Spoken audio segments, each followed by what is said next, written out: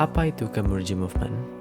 Sebelum saya menjelaskan hal tersebut, saya akan menceritakan awal mula gerakan ini.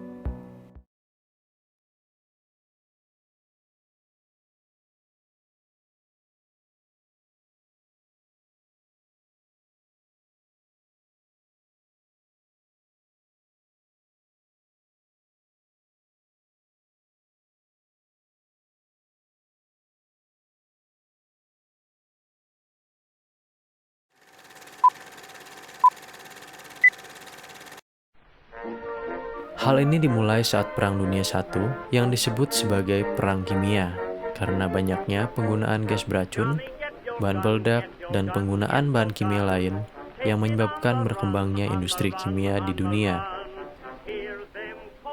Dengan berkembangnya industri kimia tersebut, terdapat tensi internasional di tahun 1920 yang menekankan perlunya bahan industri domestik dan terbarukan, khususnya di US.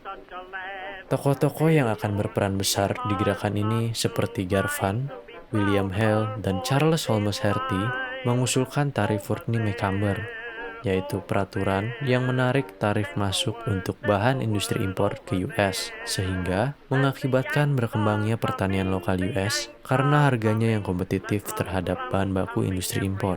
Berkembangnya pertanian untuk bahan baku industri tersebut mengawali sejarah Chemurgy Movement.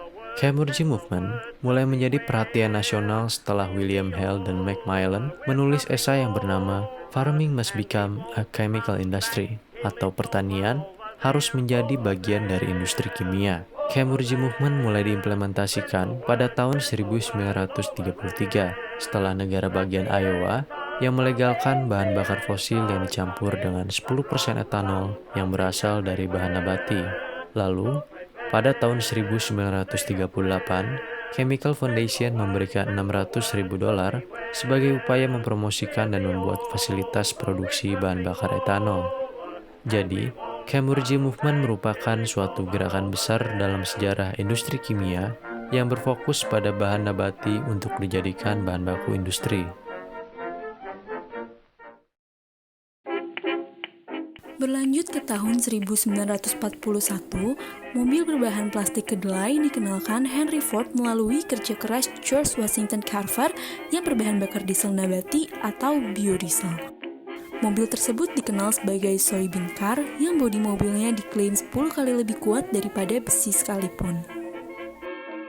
Tidak seperti tahun-tahun sebelumnya, menjelang tahun 1950-an, penggunaan kata Chemurgy sudah mulai berkurang dengan alasan beragam seperti harga bahan bakar fosil yang masih sangat murah, kegagalan proyek Chemurgy dari skala pilot menjadi skala produksi, dan juga alasan-alasan lainnya. Ironisnya, gerakan Chemurgy menghilang sebelum biofuel pertama kali mendapatkan minat luas selama krisis energi 1979. Di Indonesia sendiri, Chemurgy Movement mulai menyeruak setelah adanya produk Chemurgy biodiesel dan keharusan akan transisi ekonomi bangsa yang sebelumnya bertumpu pada fosil menjadi nabati sebagai tumpuannya.